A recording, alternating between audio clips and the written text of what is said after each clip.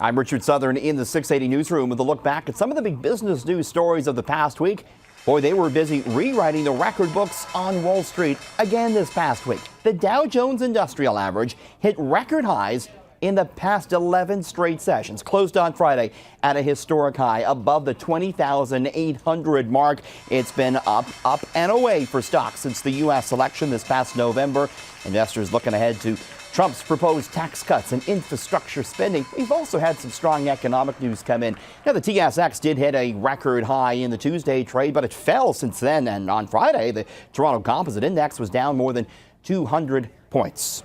Some big deal making in the restaurant business this past week. And we were talking about this last week. It was rumored, but it got confirmed.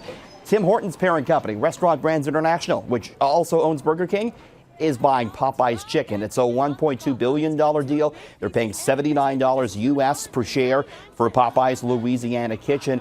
And Restaurant Brands, they're trying to grow through acquisition because restaurant sales in North America are relatively flat.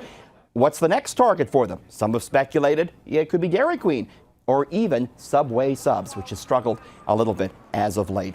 Sticking with food news, McDonald's rolled out their all-day breakfast in Canada this past week, and they got a lot of free press. We saw some celebrities. Marcus Stroman from the Blue Jays was one of them, talking about their desire for all-day McDonald's breakfast on Twitter. And it's going to be hard to say, though, exactly how this is going to go because McDonald's doesn't break out its Canadian sales. Certainly, though, a lot of interest in those McMuffins for dinner. UPS showing off a neat new idea this past week. Is this the way we're going to get our parcels in the not too distant future? Via drone. So the idea here is that UPS would launch a drone from the top of one of its delivery trucks. You'd have the delivery person slide the package in the drone. It would take off. The human driver then would go off to deliver another package, and he or she would rendezvous with the drone at a later point. So the idea is that the drone and the human would work in tandem to deliver packages more efficiently and more safely. It would be particularly a good idea in rural areas. All right, coming up tomorrow, it is the Oscars. Let's take a look here. It's the highest grossing nominated films this year. And the top grossing one is certainly the favorite film to clean up. It's La La Land, pulled in $340.5 million at the box office worldwide.